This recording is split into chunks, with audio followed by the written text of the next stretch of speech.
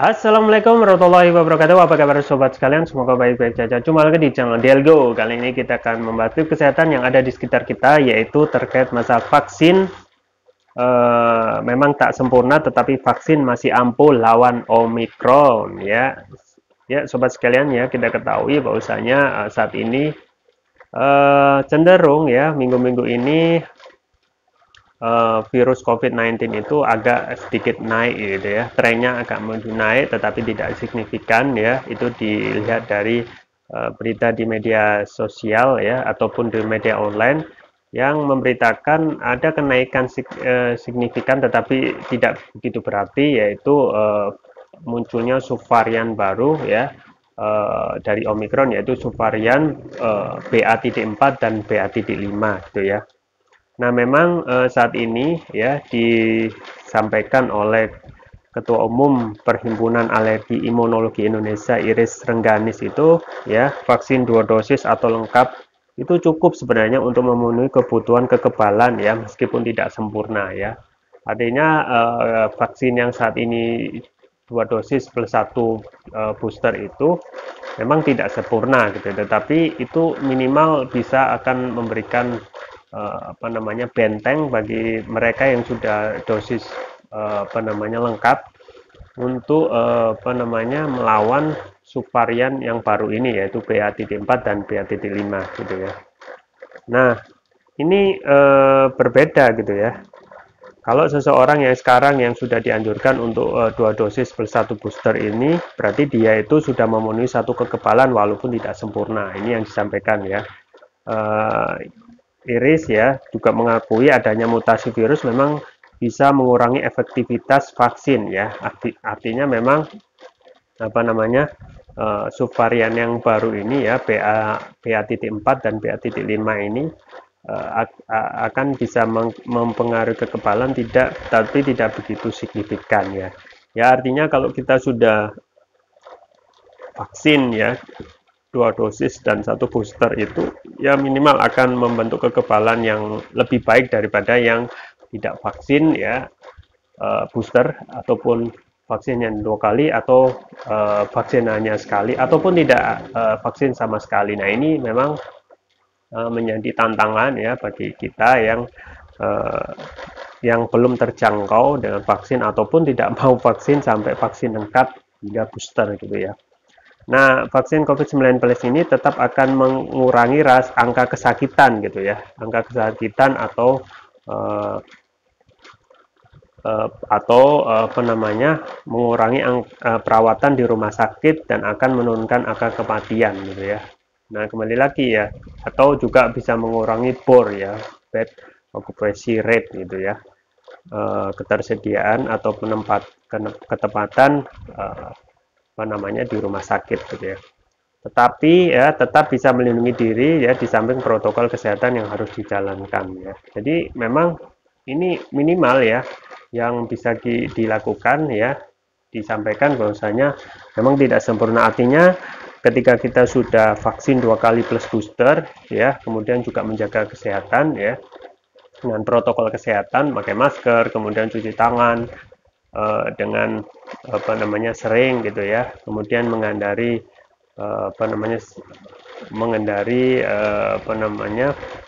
orang yang diindikasi ya, diindikasi gejala-gejala yang Omikron seperti batuk ya, kemudian juga demam gitu ya, dan lain sebagainya. Itu dengan vaksin lengkap itu bisa dilawan misalnya ya, bisa dilawan ya. Nah, seseorang yang terinfeksi SARS-CoV-2 itu setelah mendapatkan vaksin lengkap bisa mengalami gejala yang tidak terlalu berat ya. Artinya bisa saja gitu ya, seseorang itu dengan vaksin lengkap ya, itu bisa saja kena subvarian yang baru, yaitu BA.4 dan BA.5. Tetapi yang wajib kita ketahui bahwasanya subvarian baru ini ternyata memang tidak begitu ganas gitu ya dari varian-varian sebelumnya ya. Dan sebelumnya yang sudah juga dibahas di channel ini, Delco, bahwasanya varian baru ini ya memunculkan gejala itu lebih cepat ya dari varian Omicron itu sendiri ya. Jadi dari varian induknya Omicron. Tetapi subvarian ini tidak begitu ganas gitu ya. Penularannya cepat ya, sama seperti Omicron yang kita ketahui ya. Kalau dibandingkan dengan Delta ini memang Omicron tidak begitu ganas, tetapi penularannya sangat cepat gitu ya. Tetapi memang dari kondisi seperti ini ya, tentu saja kita terus dianjurkan untuk tetap memakai protokol kesehatan, yaitu masker, sering cuci tangan, dan menghindari kerumunan yang sangat berpotensi akan virus itu akan berkembang biak ya. Kemudian juga tentu saja ya, kita jangan mengharapkan virus itu tidak mutasi ya. Jadi virus itu pasti akan bermutasi gitu ya. Karena sifat virus itu sendiri yang ingin tetap bertahan hidup ya. Dan itu yang kita ketahui dari pembahasan sebelumnya, yaitu karena juga dipengaruhi oleh perilaku manusia gitu ya. Perilaku manusia yang tidak menerapkan pola hidup sehat dan juga protokol kesehatan ya, atau yang belum vaksin secara lengkap gitu ya. Itu salah satu yang yang mempengaruhi virus itu muncul terus atau virus itu bermutasi ya, hingga BA.1, BA.4 sampai BA.5 gitu ya. Jadi sifatnya ya, kedepannya itu virus akan tetap bermutasi setiap saat ya, tergantung kondisi dan perilaku masyarakat ya. Kalau masyarakatnya itu sadar bahwasanya dengan vaksin lengkap itu akan sedikit mengurangi ataupun menurunkan tingkat mutasi virus ini, seharusnya harus dilakukan oleh masyarakat secara komprehensif gitu ya. Jadi IRI juga meminta masyarakat untuk tetap menjalankan vaksin gitu ya. Jadi vaksin itu jangan sampai dilewatkan sampai vaksin. Kemudian dengan adanya subvarian baru BA.4 dan BA.5 ini tentu saja akan diteliti ya, untuk ditemukan ataupun diterapkan vaksin selanjutnya setelah booster gitu ya. Jadi kembali lagi, vaksin itu bukan segalanya, tetapi akan salah satu upaya ya untuk meningkatkan herd immunity ya. Ya, salah satunya vaksin itu jangan sampai dilewatkan, vaksin lepas dosis 2 dosis, kemudian sekaligus juga booster.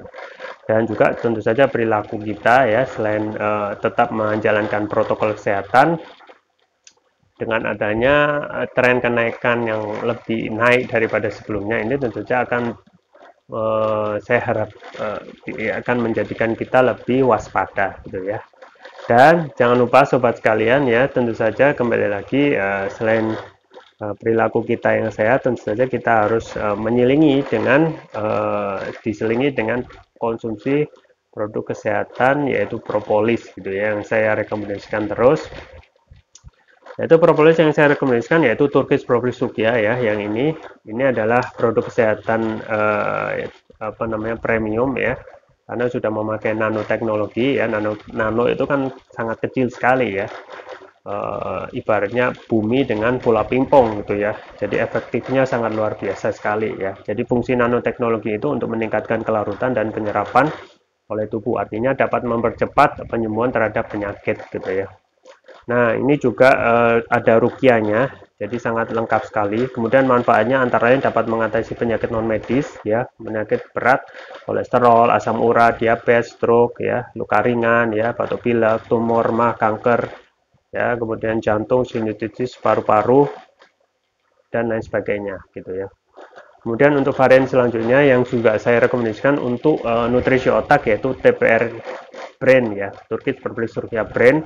Ini manfaatnya memberikan nutrisi pada otak ya, kemudian dapat meningkatkan konsentrasi, membantu pemulihan stroke ya, membantu proses pertumbuhan pada anak dan remaja ya, kemudian dapat meningkatkan stamina, mengatasi gangguan migrain, vertigo, sakit kepala, stres ya, meningkatkan kecerdasan pada anak dan remaja, sekaligus memudahkan mereka menghafal pelajaran gitu ya.